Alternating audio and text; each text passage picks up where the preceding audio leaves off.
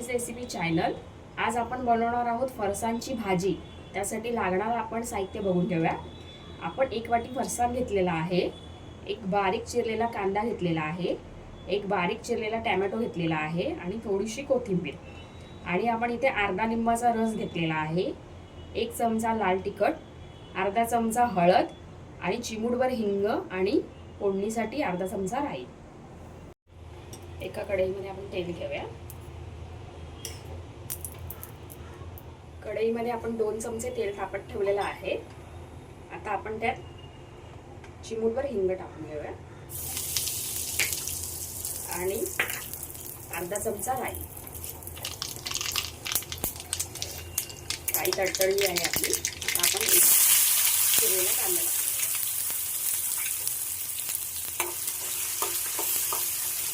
कांदा चांगला परतूया आपण।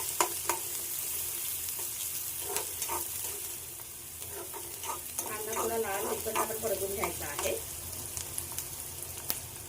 कांदा आपला गुलाबीसर होत आलेला आहे। आता आपण एक बारीक चिरलेला टोमॅटो टाकून देऊया। कांदा टोमॅटो नरम पडेपर्यंत आपल्याला कांदा टोमॅटो शिजवून घ्यायचा आहे। तुम्ही पाहू शकता 2 मिनिटं झालेले आहे, आपला टोमॅटो नरम पडत आलेला आहे। अजून थोडा नरम पडेपर्यंत आपण 2 मिनिटं तसंच ठेवूया। तुम्ही पाहू शकता आपला कांदा टोमॅटो छान असा नरम पडलेला आहे तेलामध्ये। आता आपण त्यात 1 चमचा लाल तिखट घालत आहोत,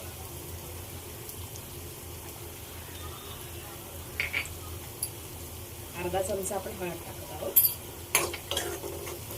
हे छान असं परतून घ्यायचं आहे आपण। तुम्ही पाहू शकता आपला तेलामध्ये मस्त असा मसाला परतून झालेला आहे, तेल सुटायला सुरुवात झालेली आहे। आता आपण फरसाण टाकून घेऊ। फरसाण आपण खालीवर करूया या मसाल्यामध्ये।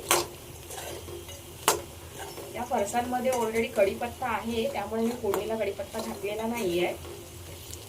तुम्हाला हवं असल्यास तुम्ही कढीपत्ता घालू शकता। आता आपण अर्धा ग्लास यामध्ये पाणी टाकत आहोत। फरसाण भिजेपर्यंत आपल्याला पाणी नाही टाकायचंय, फक्त थोडीशी भाजी नरम पडण्यासाठी। आता आपण चवीनुसार मीठ टाकूया। ऑलरेडी फरसाणमध्ये मीठ असतं, त्यामुळे आपल्याला मीठ कमीच टाकायचंय।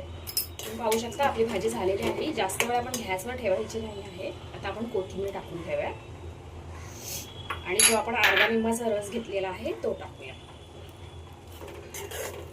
आपली भाजी रेडी आहे। आता आपण गरम गरम ही सर्विंग बाउल मध्ये काढून घेऊया। ही भाजी तुम्ही जेवायच्या 5 मिनिटं आधी बनवली तरी चालेल।